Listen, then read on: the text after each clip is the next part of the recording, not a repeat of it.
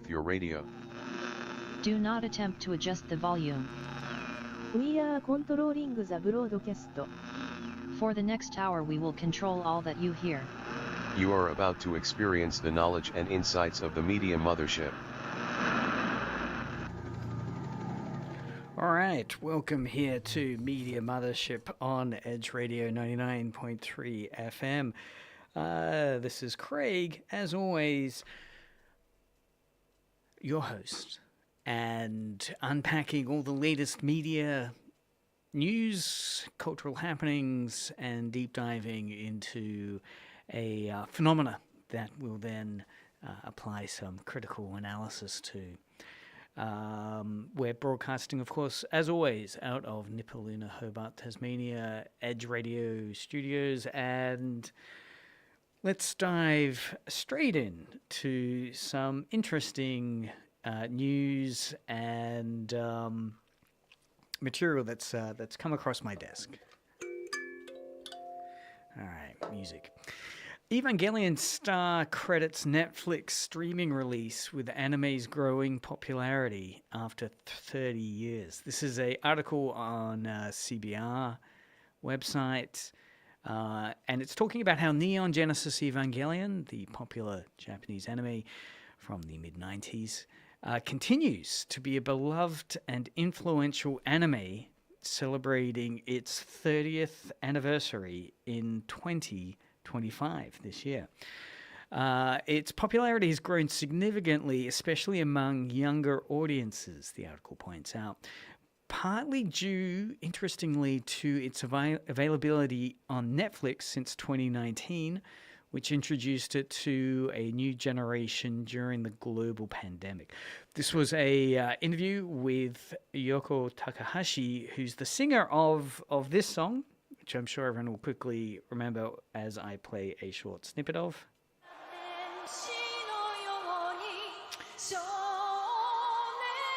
Yes, that's from her live performance of Neon Genesis Evangelion, A Cruel Angel's Thesis Live. That's the opening track. She was being interviewed, Yoko Takahashi, recently as to the continued global interest in Neon Genesis Evangelion. And she said that for her, one of the highlights of her musical career has been the enduring effects of having sung the songs on Neon Genesis Evangelion, particularly that intro. And that the series had this enormous impact on her career, which she became very successful with. The show's resurgence is also attributed to the broader growth of anime's global popularity and its frequent re-airing, of course in Japan, but around the world, further expanding its fan base. The article in CBR points out that really it was the perfect timing of Neon Genesis getting onto Netflix in June 2019, which was the pivot, mainly due to the global COVID pandemic being just around the corner, so that this great anime series was sitting there for a global audience then to engage in the following year when COVID hit. Article points out that stuck inside, many took to watching anime on the world's biggest streaming platform at that stage, Netflix, and this has made Evangelion into a consistent viewership hit for Netflix. Its music still ranks as some of the most iconic anime themes of all time. Feel free to message in if you agree with that on 0488811707 or reach out live in the chat on Twitch or YouTube. It's music's, so the 30th anniversary of Evangelion has also involved several incredibly popular projects, from new mecha-based action figures to Japanese cultural art pieces. So, worth checking out if you're a huge Evangelion fan. The kind of dense political, religious motifs and narratives, very much critiquing the genre of driving giant mecha. And of course, we've been touching on this issue before. I know in previous weeks, last week, we talked about the mecha designer for the latest Gundam series, bemoaning the relatability of piloted mechas, whether or not today's generation relate as strongly as previous generations had to the piloted mecha, or if that's been lost somewhat as to passé or not an aspirational science fiction narrative. Next, we have an interesting story coming out of the video game Helldivers. This is an article on The Verge, headlined, "The Helldivers community is coping with the spotlight it doesn't want. Helldivers is a satire of fascism. Now it's being dragged into real-world politics." As a player of this game myself, where you're in a third-person shooter, a la a kind of world-building like Starship Troopers, where you're part of a kind of thinly veiled, militarized, kind of fascist future world humanity, where you're eradicating all manner of alien life forms to preserve human power. It is fascinating, the convergence of Helldivers' satire of fascism and the current world politics. This, of course, is the unexpected attention the game has received after a disturbing real-world event was linked to the game's 500-kilogram bomb stratagem. In the game, you have various kind of keyboard shortcuts on the PC version that you put in to unleash some of the enormous weaponry arsenal that you've got as a Helldiver. It turns out that Tyler Robinson, who was arrested for allegedly killing Charlie Kirk, left messages on bullets at the crime scene, including a reference to the game's mechanic. That is, the particular keyboard shortcuts you need to put in to trigger the game's 500-kilogram bomb stratagem.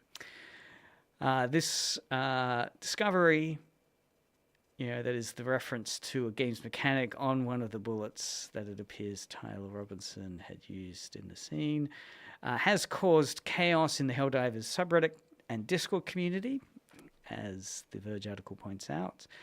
Moderators locked the subreddits and deleted related content, citing rules against real-world political discussion. The situation has left fans confused and concerned about the impact on the community, similar to past incidents where media faced scrutiny after violent events. Arrowhead Game, the studio that created this game, has not yet officially commented on the matter. For those who don't know Helldivers, this little trailer might give you a good example of it.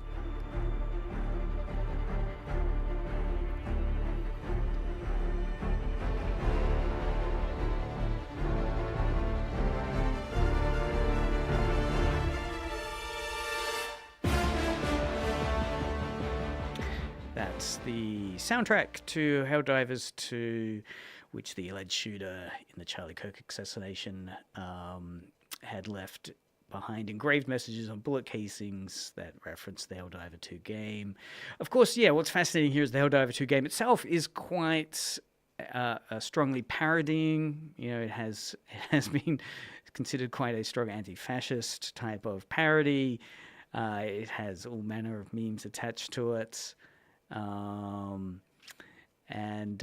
What's interesting here, is the concern and debate that it's unleashed in the community, and the difficulty, I guess, of then responding to that incident, and the, of course, the reignited discussion that's triggered around the influence of video games on real-world behavior.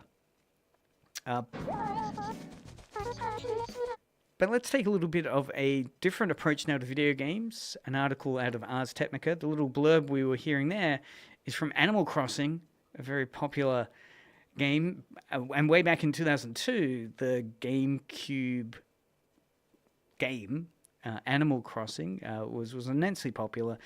Recently, a software engineer named Joshua Fonseca has created an unofficial mod that integrates AI chatbots into this 2002 version of Animal Crossing.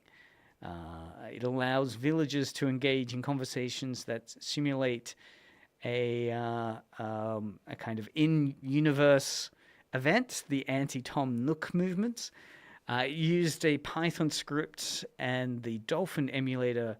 Francesco connected then the game's memory to modern AI models like GPT-5 and Gemini, and it enabled the villagers in the game, the AI villagers in the game, to discuss in-game topics and even reference real-world events.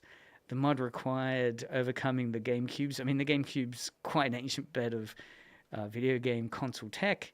So he overcame the GameCube's offline nature and encoding system, because of course the GameCube wasn't designed to be internet-facing. And overcoming these problems using a memory mailbox technique to send and receive AI-generated dialogue. While the AI responses were guided by initial prompts, the project showcases a clever technical hack that blends old and new technologies. Let's listen to a bit. This is from his YouTube as he's discussing how he replaced Animal Crossing's dialogue with AI by hacking the GameCube memory. This is Animal Crossing, except I've replaced every line of dialogue with AI. And now that I've done this, the possibilities are endless. They can tell me current events.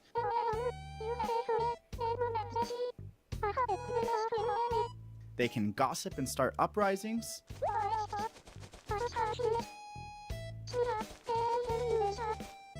And I could even give them more context than the game had originally given them.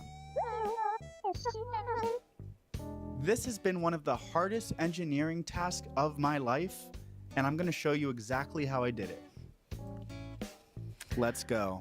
I thought that'd be smoother. So I'll post the information on that if you're keen to explore how AI has been injected into the 2002 GameCube version of Animal Crossing. Worth checking out. Reminds me, in the past I've come across various wonderful phenomena, such as there was an engineering school in Poland which took various Furbies. People remember Furbies, those kind of animatronic dolls that could react to you. You could trigger them with, I think it's clapping. I don't know if you could dialogue with them. But anyway, an engineering AI, well, not AI at that stage, this was 10 or so years ago, as part of a subject at this university, I think it was in Poland, they were talking about how they could kind of reverse engineer the Furby and get it to notify you of emails arriving. And so your little Furby device would kind of perk up and say, you know, new email arrived. Yeah, I mean, it's an interesting way of considering taking previous retro hardware, you know, in this case a GameCube, and then a software piece like Animal Crossing, and using today's cutting edge AI material such as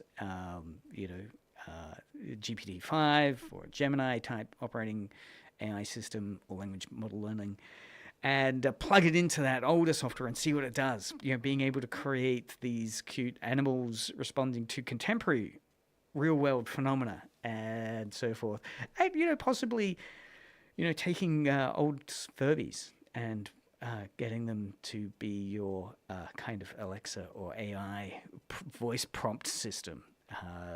It could be quite a bit of fun, or not. Yeah, the prophecy foretold, maybe. Last one further bit of news out of Kotaku. Ice Cube explains how that awful War of the Worlds movie happened. I haven't watched this one myself. I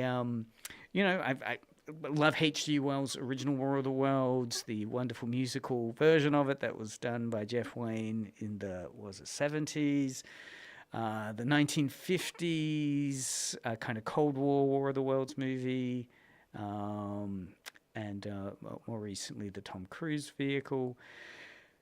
This one, though, however, has been considered one of the worst movies, certainly of this year, maybe of many years. Let's quickly listen to the trailer.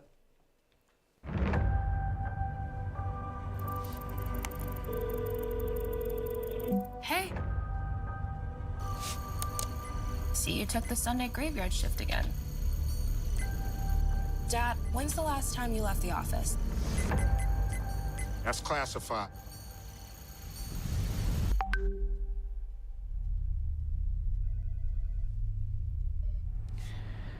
So this War of the Worlds movie recently released.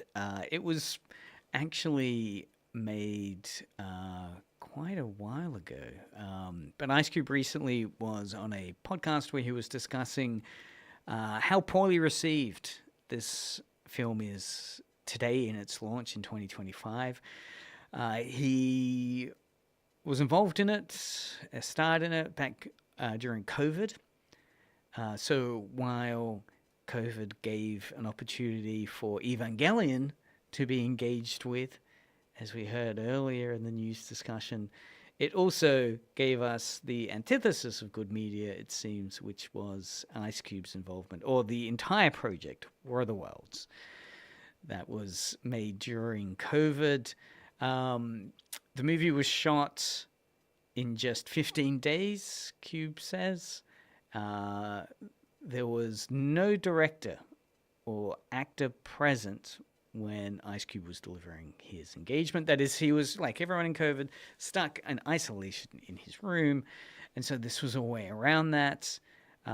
It was filmed entirely, Ice Cube goes on to discuss, entirely through computer screens, a choice Ice Cube explained was due to the circumstances of the pandemic.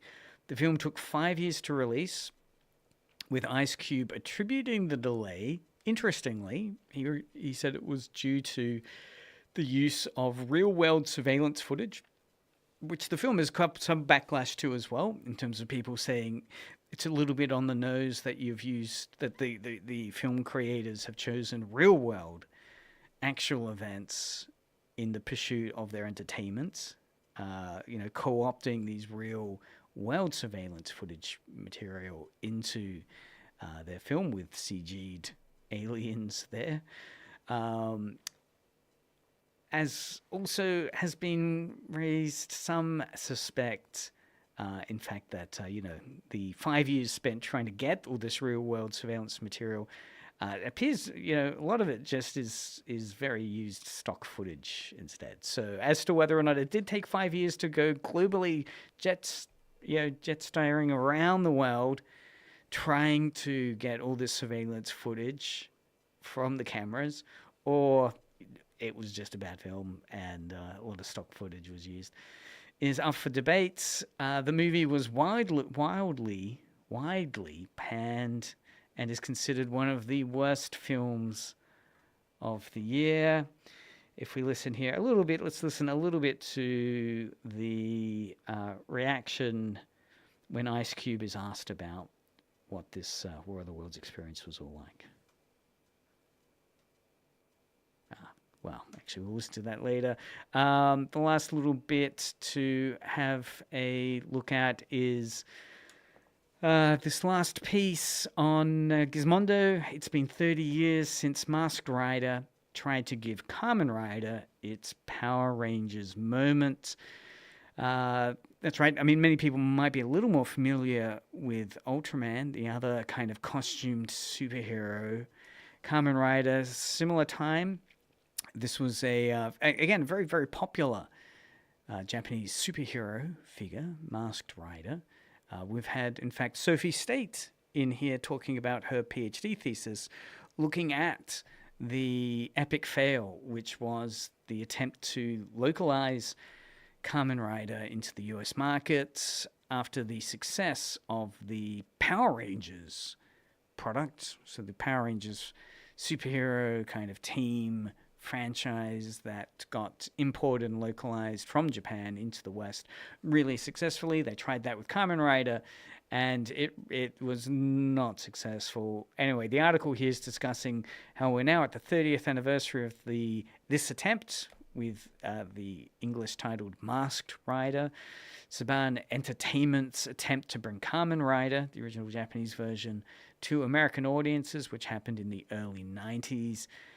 And it was, trying to chase that success caused by Power Rangers, which was incredibly successful.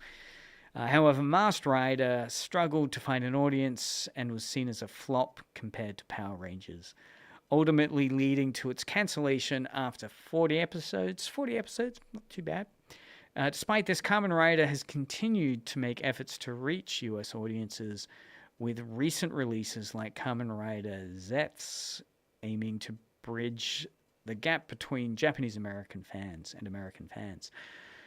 The article in Gizmondo talks about how, various challenges and evolving strategies of adapting the Kamen Rider property for international markets. It's worth checking out if you're a nostalgic fan of Power Rangers or looking to get into a bit of failed media that didn't translate across during that soft power boom from Japan to the West. It's worth looking at why Kamen Rider failed, whereas so many other, not many, but an example like Power Rangers did work. So that's the little news section. I want to take us in an interesting direction now, where I want to go a little into an article that I saw in Cracked magazine, which was going over the 14 abandoned movie sets that you can screw around in if you've got the time. This is an article in Cracked magazine, online magazine, and it's this list of 14 abandoned movie sets, so locations which were used in pretty well-known movies. Their website lists all these sets and filming locations that have since become, to varying degrees, accessible to the public. And I'm always fascinated about these areas where you've got this blend of a bit of, cinema history and fandom combined with exploring, right? Getting in the car, going on a bit of a field research trip and getting to these locations and the type of behavior and activities they create.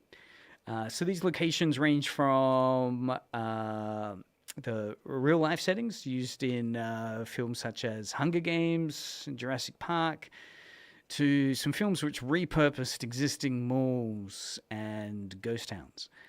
Many of the sites, the article goes on to show, have been preserved or repurposed for tourism, allowing fans to visit the places where their favorite movies were brought to life. Edge Radio's own studios, of course, has appeared in ABC's Rosehaven. So, we constantly have media tourists coming here. Well, we don't, but potentially, this location could become its own media pilgrimage site.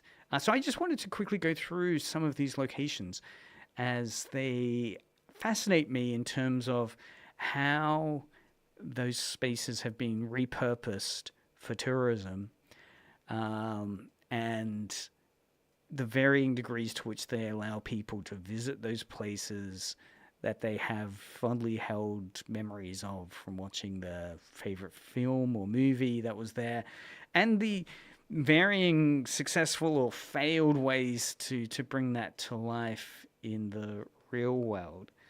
So let's start with their number 14 choice, and we'll have a listen to the trailer to see if anyone can guess what this location is.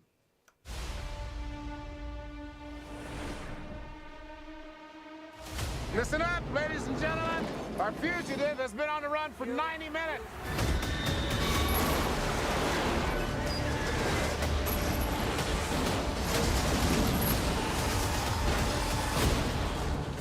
suggesting that I killed my wife?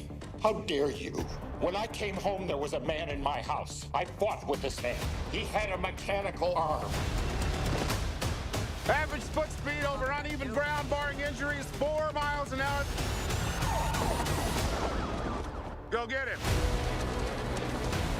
I didn't kill my wife. I don't care. Put 2 patrol cars on that bridge down there. 4 patrolmen have him glass this river. Yeah, what are you out of your mind? He's dead. That ought to make him easy to catch. I'm not going to turn myself in. I need help. I need money. Richard is innocent. You'll never find him. He's too smart. All right, and of course that is The Fugitive, the classic 1993 action thriller starring Harrison Ford and Tommy Lee Jones.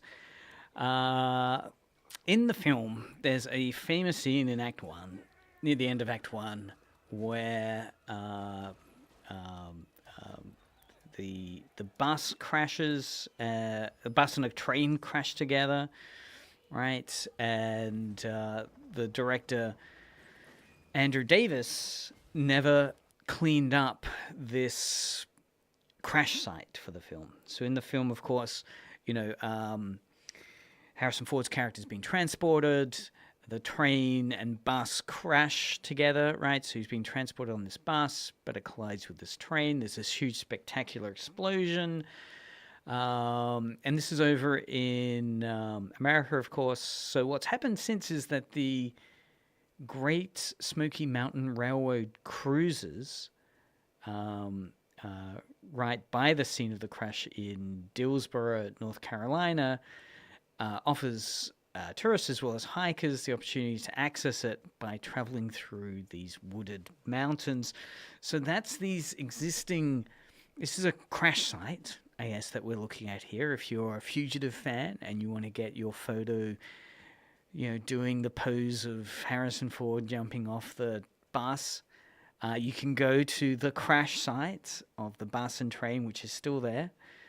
So it's a bit of a kind of what Nick Couldry might define as a mediated center, right? So a film location where visitors can go, and you'd be interested. I mean, if you searched online, you can certainly see various visitors are enacting like a type of media ritual, which Nick Couldry frames these as being, the sociologist, where you can retrace this iconic scene of the bus crashing into the train in Act 1 and enact, I guess, a scene from that.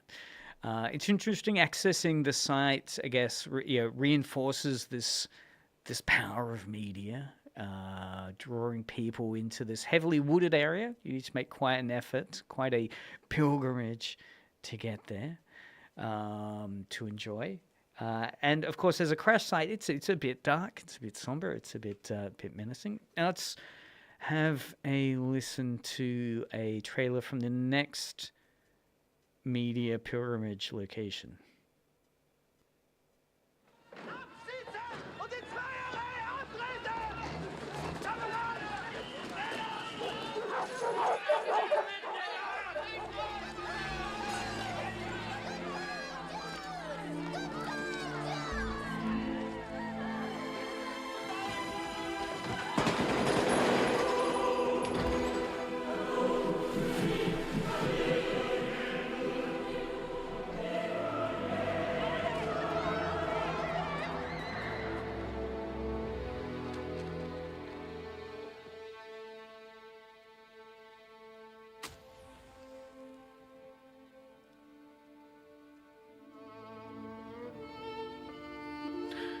All right, and that, of course, is Schindler's List. So the correct article points out that a lot of the movie was filmed in the real locales, but the Plazau concentration camp was completely dismantled by the Nazis when they learned the Soviets were on their way during the end of World War II, and they destroyed it to hopefully remove evidence failing of their crimes.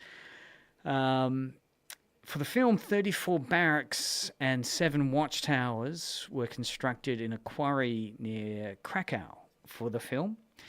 And you can visit this replica camp as a type of, I guess in this case, a ritual of remembrance, producing meaning to reconstruct that space and the very somber media version of history that Schindler's List creates. Going in a different direction now, MGM presents this trailer. Westworld. Your attention, please. We will soon be landing at Westworld, the ultimate resort. We have you on grid 5, over. It consists of 3 worlds of the past. Locking in now. Worlds where you can live out your every fantasy. There's Roman world, the lusty, decadent delights of imperial Pompeii. Notify ground crews. Medieval world, chivalry and combat in 13th century Europe. And Westworld, lawless violence on the American frontier of the 1880s. Bacon, cinnamon toast. Each resort is maintained by reliable computer technology and peopled by lifelike robot men and women.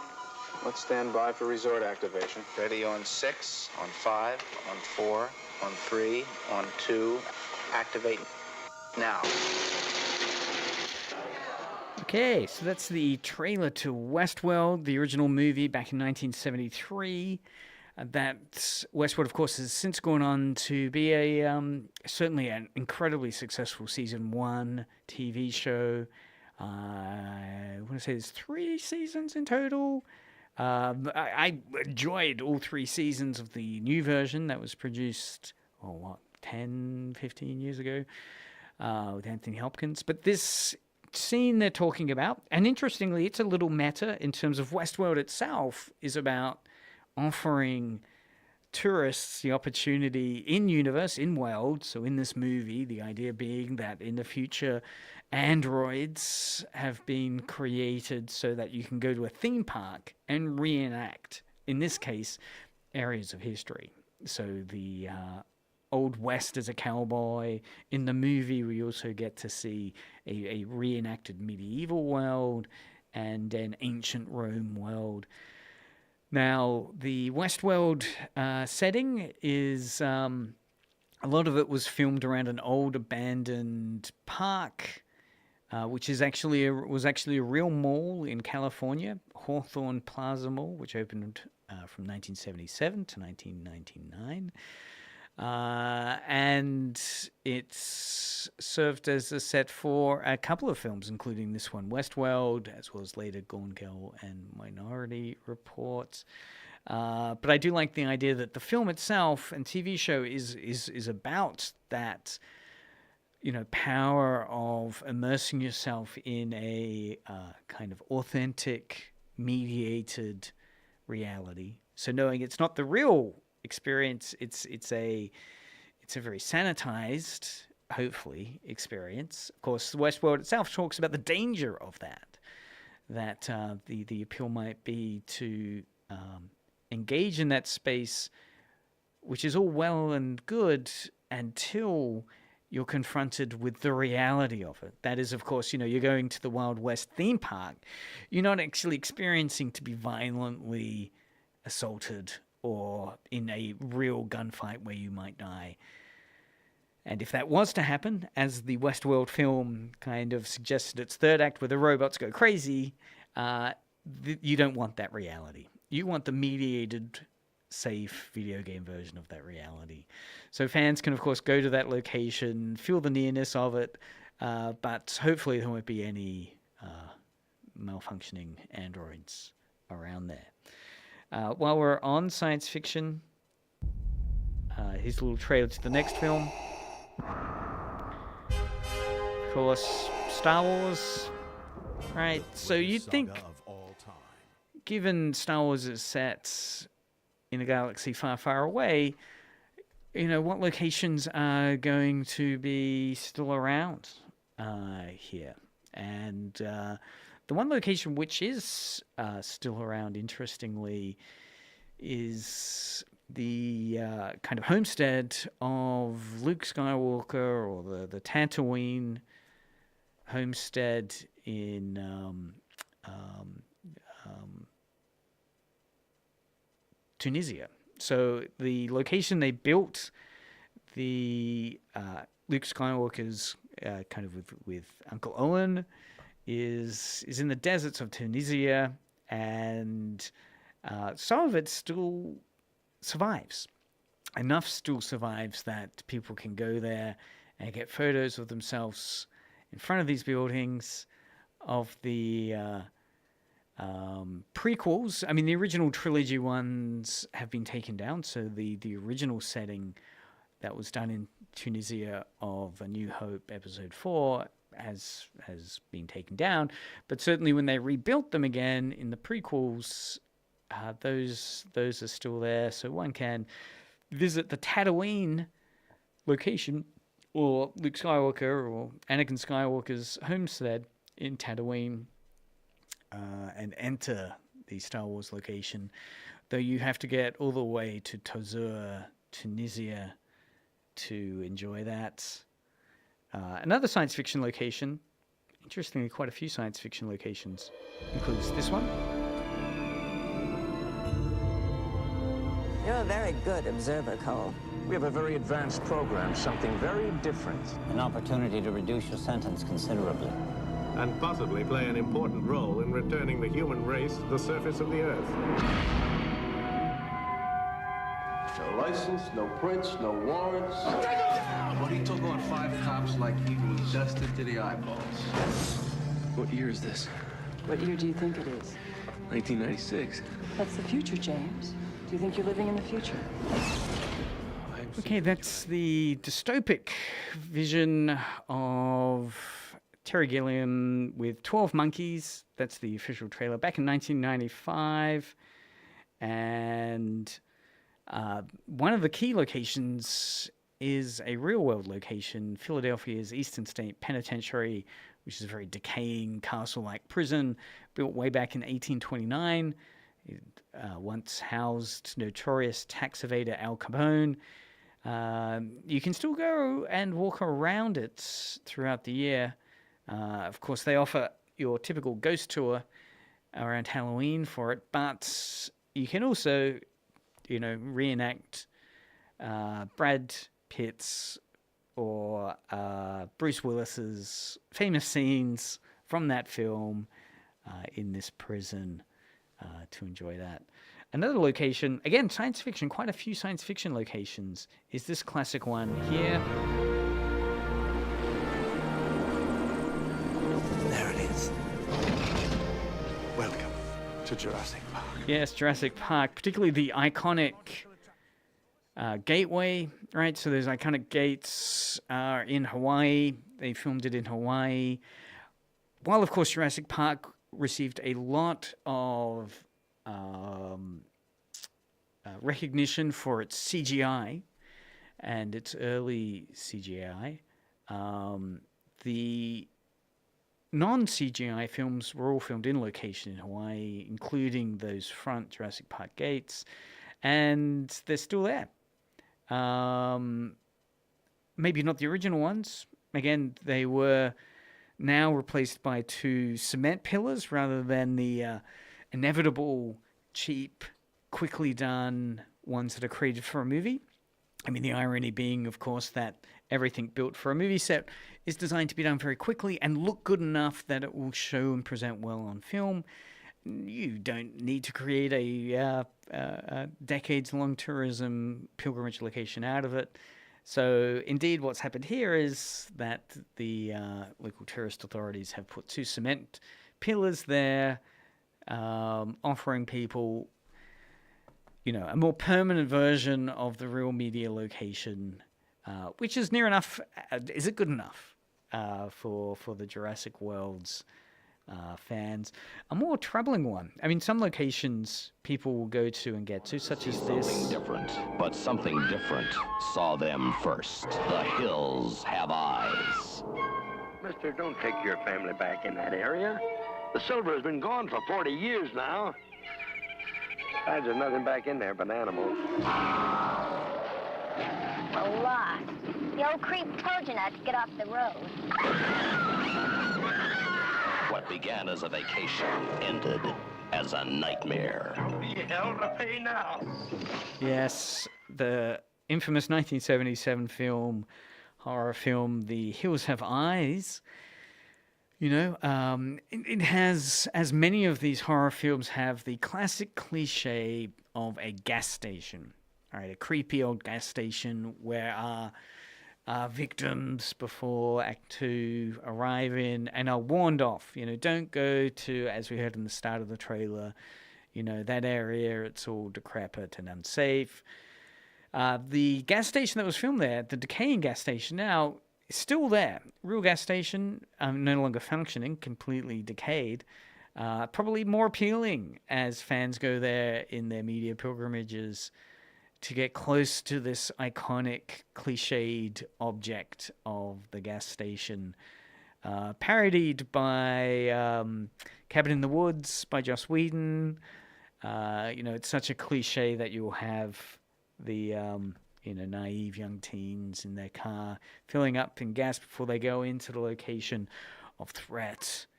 And this real gas location, it still has it on horror. The next one, even more infamous.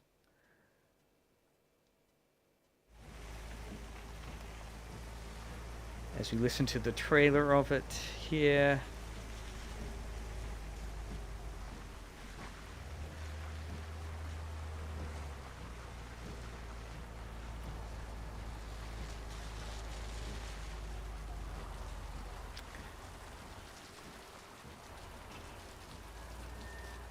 Is the Bates Motel from Psycho.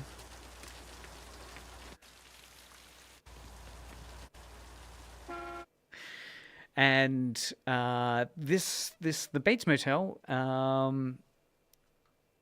particularly for the original film, but then later, from 2013 to 2017, there was a TV show, Bates Motel, which tells further kind of prequel narratives around the character of Bates.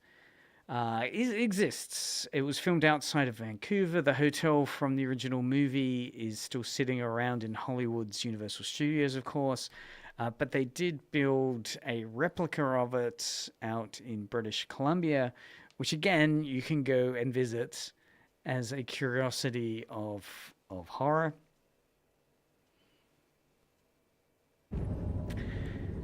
The next one is a little more fun. Do you? Aztec gold. The heathen gods placed upon the gold a terrible curse. 10 years we've searched. Every last piece we have found, save for this. Hello, Poppy. They've taken Elizabeth. Welcome aboard the Black Pearl. This is Pirates of the Caribbean, and of course the location off the coast of South America. What is it? Malibu, Anchorage, and St. Vincent. It still has the locations, many of which they filmed around for the Port Royal set. And many props are still lying around like a deteriorating Disney ride that you can go and check out there, that is still filmed there.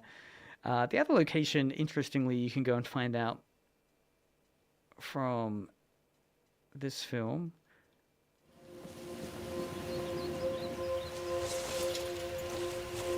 We could do it, take off, live in the woods. They'd catch us. Well, maybe not.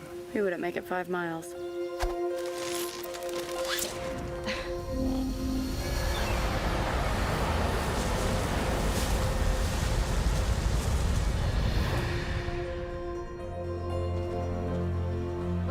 Welcome. The time has come to select one courageous young man and woman for the honor of representing District 12 in the 74th Annual Hunger Games. It's your first year, Prim. Your name's only been in... So, of course, that's the 2012 film Hunger Games, going from Pirates of the Caribbean and its Disneyland-type ruined locating set to the Hunger Games, where you can explore District 12's ghost town, that still remains there, where it was filmed in Appalachia. Katniss Everdeen's hometown, filmed in North Carolina's Henry River Mill Village. Both filmed in ghost towns, which were left abandoned in 1987. That you can check out. The other interesting example, again, some of these are kind of hiking ones. It's fascinating to look on YouTube as people go and explore these locations where people stumbled across, hikers encountered various props and vehicles from this film and series. A United States Army field hospital somewhere near the front lines.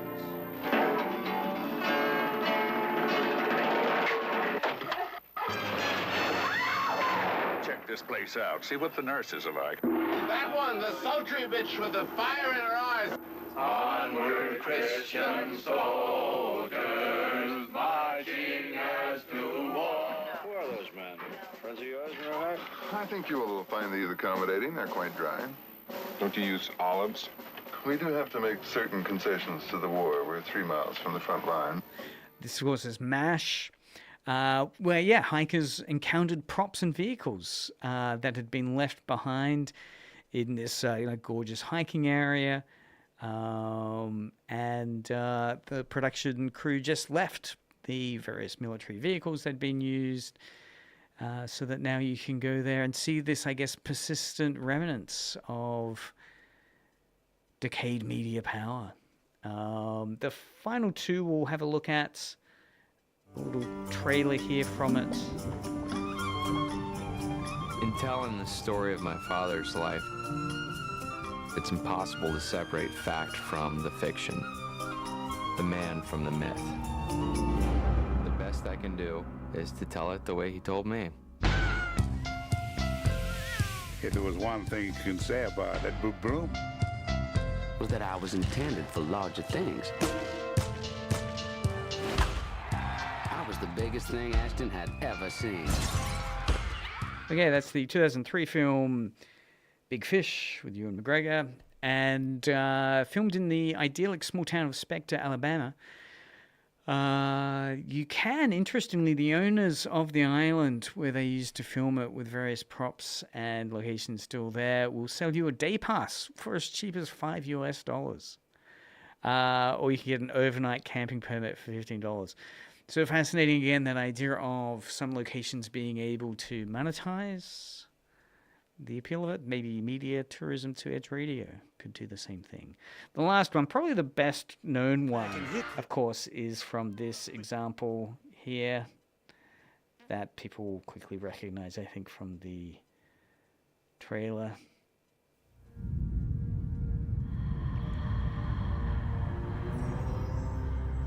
Legend tells of a ring created by an ancient evil that gave its wearer the power to enslave the world.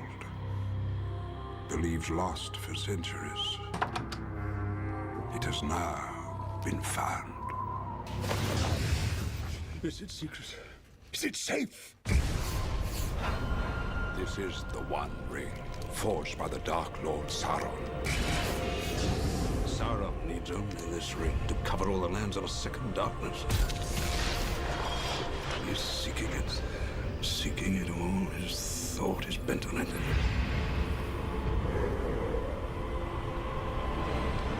No one knows it's here, do they? Do they, Gandalf?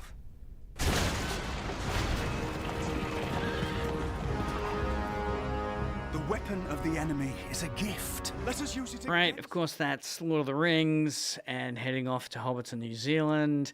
You know, it's a classic media space pilgrimage, really. Fans, you know, get to do all manner of rituals as they connect themselves to the, you know, type of tourism packages that they're offered to go to the sets and imagine themselves inside this kind of Tolkien world. And of course, many of these locations have continued to be preserved and monetized as such. Yeah, what's really interesting, I guess, ultimately in these media tourism locations is sometimes you get to those locations, obviously, where you can just gaze at them, right? someone can point it out. But then there'll be those moments where the person you're traveling with, maybe you've been dragged along on one of these locations, says, no, I have to perform a particular pose and you have to take a photo of me. Or maybe there's a particular action you have to do. And it's that action space, it's that kind of third space which really interests me, where you'll have the, if we take Nick Couldry's idea of mediated center, right, which he says, there's two worlds, right? Sometimes when you go to these media locations, you think that it'll be like seeing a sausage factory where you won't want to eat meats or sausages again because you'll see how it's processed and made and it's just horrible.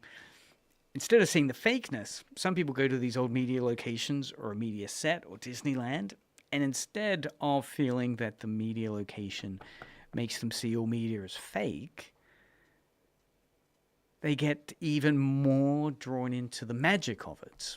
That is, sometimes this third space can open up where you perform a little bit of media magic yourself. That is the kind of ideology, the illusion of going from your boring everyday life or a location that's boring and everyday.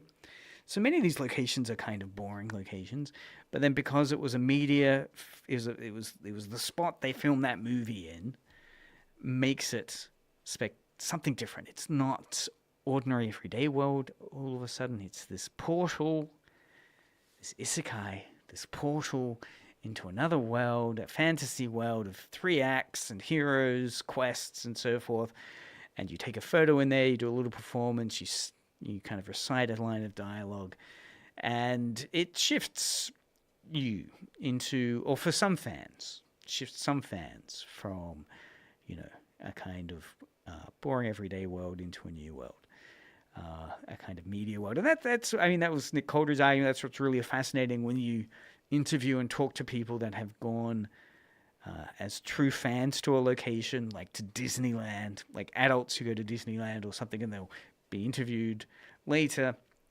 That can be really startling, is that rather than being disappointed by how the reality of it doesn't match the media fantasy of it, sometimes the exact opposite happens, where it's not a bemoaning sense of fakeness. Instead, it's like it was a portal journey into a world which I then enacted, which I then got to act in and perform, maybe even in costume. A kind of idealized connection to it. I mean, in Tassie, we've got a couple of those locations. Obviously, at studios from Rosehaven, but also, fake ones, rumored ones. The Ross Bakery, and it's rumored, sadly not true, connections to the Japanese anime Kiki's Delivery Service. So they can turn up in the most oddest of locations. We'll explore more of those in coming weeks here on Media Mothership, so keep listening in. Thanks for those that have commented on the Twitch channel, Twix the Dragon. Thank you very much. Always delightful to see you on the chat.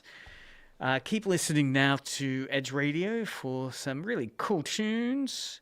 And Media Mothership will be back next Thursday as we explore some further phenomena of media power.